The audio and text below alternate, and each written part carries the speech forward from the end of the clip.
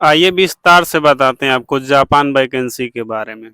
तो देखिए दोस्तों, यहाँ पे लिखा है international jobs, jobs in India. इसमें लिखा है कि सेमी कंडक्टर इंजीनियर, यानी कि उनको सेमी कंडक्टर का इंजीनियर चाहिए। सेमी कंडक्टर का मतलब होता है अर्धचालक। जो दोस्त साइंस पढ़े होंगे अच्छी तरीके से जानते होंगे।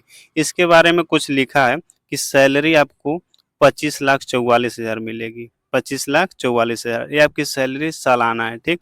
एक्सपीरियंस आपको अधिकतम 1 वर्ष का होना चाहिए। ये भर्ती कितने दिन की है, तो 7 दिन पहले आई है।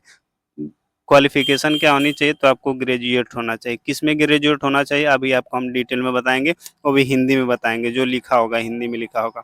लोकेशन यानी कि ये जॉब आपको कहाँ करनी पड़ेगी, तो जापान में करनी पड़ेगी। कितनी सीट्स हैं, तो 100 सीट्स हैं, ठीक।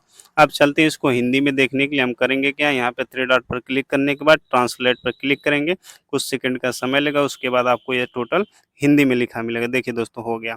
इसमें हम क्या करने वाले हैं, तो हम इसमें पढ़ने वाले हैं। इसमें लिखा है कि वेतन, वेतन आपको तो बता ही दिए कितना, अनुभव ये तो हो ही गया, ठीक। अब इसमें देखिए, यहाँ पे देखना पर आपको क्लिक करना पड़ेगा, ठीक। कुछ सेकंड का समय लगेगा, फिर उसके बाद फिर डिटेल में आपको लिखा हुआ सब मिलेगा कि 1 महीने की सैलरी आपको कितनी दी जाएगी, ठीक। सब कुछ डिटेल में, कौन सी डिग्री आपके पास होनी चाहिए, सब कुछ डिटेल में लिखा हुआ मिलेगा, वो भी हिंदी में। यहाँ पे इंग्लिश में हो गया, इसको फिर हिंदी में करना पड़ेगा। तो यहाँ पे क्लिक करने के बाद ऑटोमेटिक कुछ सेकंड बाद हिंदी में हो जाएगा। देखिए हो गया। अब इसमें अब मैं आपको बताता हूँ। इसमें लिखा है कि नौकरी का विवरण, ठीक। नौकरी का स्थान यानी कि कहाँ पे होगा, जापान में होगा, तो मैंने बताया आपको। कह रहा है कि न्यूनतम आवश्यक अनुभव, अनुभव कितना होना चाहिए। हम उन तो देखिए, हम उन उम्मीदवारों को प्राथमिकता देंगे जिनके पास सेमीकंडक्टर का ज्ञान या पृष्ठभूमि है, ठीक। अनुभव या फ्रेशर ठीक है, यानी कि चल जाएगा जिसके पास अनुभव होगा, ठीक। अब आवश्यक योग्यता देखिए इसमें क्या दिया है। आवश्यक योग्यता में मैकेनिकल इंजीनियर यानी कि आपके पास मैकेनिकल इंजीनियरिंग की डिग्री होनी चाहिए, या इलेक्ट्रिकल या इलेक्ट्रॉनिक इंजीनियरिंग की डिग्री आपके पास होनी चाहिए। मैकेनिकल इंजीनियरिंग, मटेरियल्स इंजीनियर या इंजीनियरिंग के संबंधित क्षेत्र से स्नातक डिग्री, यानी कोई भी आपके पास इंजीनियरिंग की डिग्री होनी चाहिए, तभी आप इस फॉर्म को अप्लाई कर सकते हैं। और इसके बारे में पढ़िए दोस्तों। तो यहाँ पे देखिए, यहाँ पे लिखा आयु सीमा, यानी कि 35 वर्ष से कम, यानी आपकी आयु जो होनी चाहिए 35 वर्ष से कम होनी चाहिए, ठीक। मासिक वेतन देखिए दोस्तों, यहाँ पे मासिक वेतन भी मिल गया। यहाँ पे मासिक वेतन कितना होना चाहिए, तो 21, यहाँ पे 2,12,000 का मासिक वेतन आपको मिलेगा, ठीक। काम कितना दिन करना पड़ेगा, तो प्रति सप्ताह 2 दिन की छुट्टी मिलेगी, बाकी सप्ताह आपको काम करना पड़ेगा, ठीक।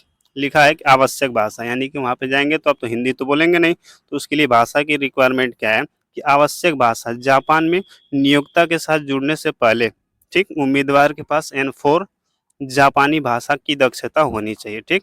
आप जापानी भाषा प्रशिक्षण अवधि, यानी कि कितने दिन का आपको प्रशिक्षण दिया जाए जापानी भाषा का, तब मान्य होगा। तो यहाँ पे देखिए, जापानी भाषा प्रशिक्षण अवधि कितने महीने की होनी चाहिए, तो 6 से 7 महीने की आपकी मतलब अनुभव होना चाहिए कि आप जापानी भाषा का ट्रेनिंग 6 से 7 महीने कर चुके हैं। उम्मीदवार को भारत में N4 अध्ययन करना होगा, ठीक। नौकरी की जिम्मेदारियां, तो इसके बारे में थोड़ा सा पढ़ लेते हैं। इसके बारे में लिखा है अर्धचालक निरीक्षक निरीक्षण उपकरण की संयोजन और समायोजन, अर्धचालक निक्षेपण उपकरण का स्टार्टअप और रख रखाव, ये मतलब उसके बारे में नोट लिखा है कि जिम्मेदारियां आपकी, जैसे आप ड्यूटी करेंगे तो आपकी काम के प्रति क्या जिम्मेदारियां होंगी उसके बारे में, ये तो आप लोग पढ़ ही लीजिएगा, ठीक। यहाँ पे लिखा है, ठीक। तो ये रही जापान वैकेंसी की पूरी डिटेल, वो भी हिंदी में। आशा करता हूँ कि आप लोगों को वीडियो अच्छी लगी होगी। यदि अच्छी लगी हो तो एक लाइक और एक सब्सक्राइब कर दीजिएगा, जो कि मुफ्त है। मिलते हैं अगली वीडियो में अगले इन्फॉर्मेशन के साथ। तब तक के लिए धन्यवाद। Thank you.